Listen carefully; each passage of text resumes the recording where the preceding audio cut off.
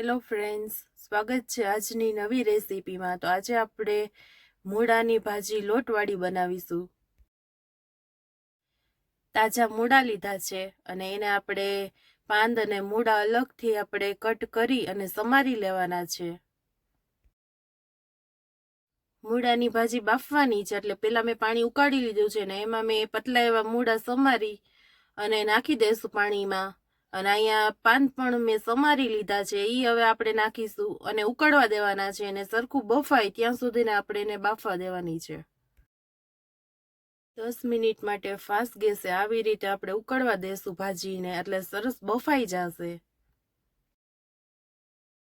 તમે જોઈ શકો છો કે આપણી મૂળાની ભાજી છે એ અસલ બફાઈ ગઈ છે અને કલર પણ બદલી ગયો છે। તો આપણે ચાકાથી આવી રીતે કટ કરીને મૂળા જોઈ લેવાના છે। આવી રીતે બફાઈ જશે તો આવી રીતે કટ થઈ જશે તો આપણી મૂળાની ભાજી બફાઈ ગઈ છે। આપણે કઢાઈ લઈશું અને એમાં આપણે ચણાનો લોટ શેકવાનો છે। મેં અહીંયા 3 થી 4 ચમચી જેટલો ચણાનો લોટ લીધો છે અને આપણે સાવ ગેસની ધીમી ફ્લેમમાં આપણે ચણાનો લોટ શેકી લેવાનો છે અને ગોલ્ડન બ્રાઉન કલરનો થાય ત્યાં સુધીને આપણે શેકવાનો છે। સેજ ગોલ્ડન બ્રાઉન થઈ ગયો છે ને આપણો ચણાનો લોટ તૈયાર થઈ ગયો છે, તો આપણે ડીશમાં કાઢી લેશું। આપણે મૂળાની ભાજીનો વઘાર કરીશું। તો પહેલા આપણે કઢાઈમાં તેલ લેશું અને ગેસની ફ્લેમ ધીમી રાખશું। આપણે તેલ ગરમ થઈ ગયું છે તો આપણે રાઈ નાખીશું। અડધી ચમચી રાઈ નાખવાની છે। રાઈ ફૂટી ગઈ છે તો અડધી ચમચી આપણે હિંગની નાખશું અને ત્યાર પછી આપણે લસણની પેસ્ટ કરી લીધી છે તો એ આપણે નાખીશું। આદુનું છીણ લીધું છે એ આપણે નાખીશું। લીલા મરચાની પેસ્ટ કરી લીધી છે ખાંડીને, એ નાખીશું। સરખું મિક્સ કરી લેવાનું છે। આદુ લસણ અને મરચાની પેસ્ટ કરીને તમે આવી રીતે નાખશો તો ટેસ્ટમાં બહુ સરસ લાગશે।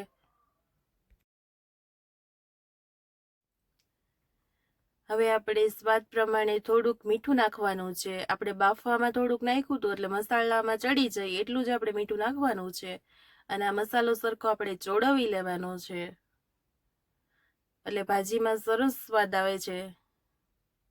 અને તમે જો આવી રીતે મૂળાની ભાજી બનાવશો તો સરસ ટેસ્ટમાં લાગે છે। અને હવે આપણે નાખીશું ટમેટાની પ્યુરી કરી લીધી છે મેં, એ આપણે નાખીશું એટલે ટેસ્ટમાં ખાટો મીઠો એવો સરસ સ્વાદ આવે છે।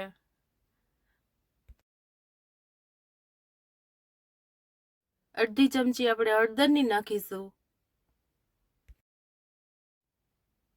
લસણવાળી ચટણી નાખીશું। તમે સ્વાદમાં જેટલી તીખું ખાતા હોય એ પ્રમાણે આપણે ચટણી નાખવાની છે।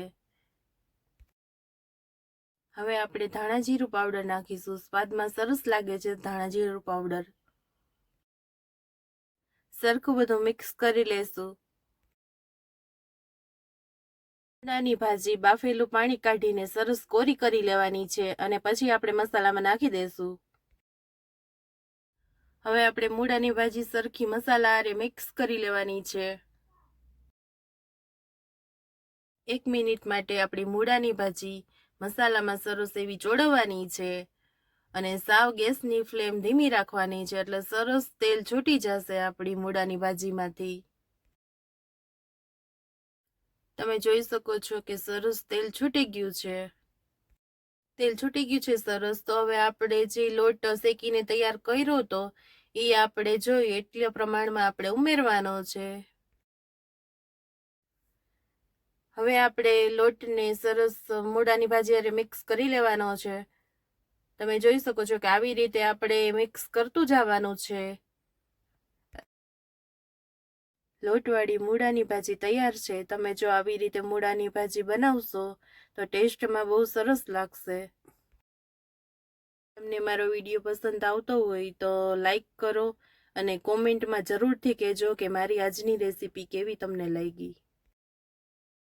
વિડીયો પસંદ આવ્યો હોય તો લાઈક કરો, શેર કરો ને સબસ્ક્રાઈબ કરી દેજો।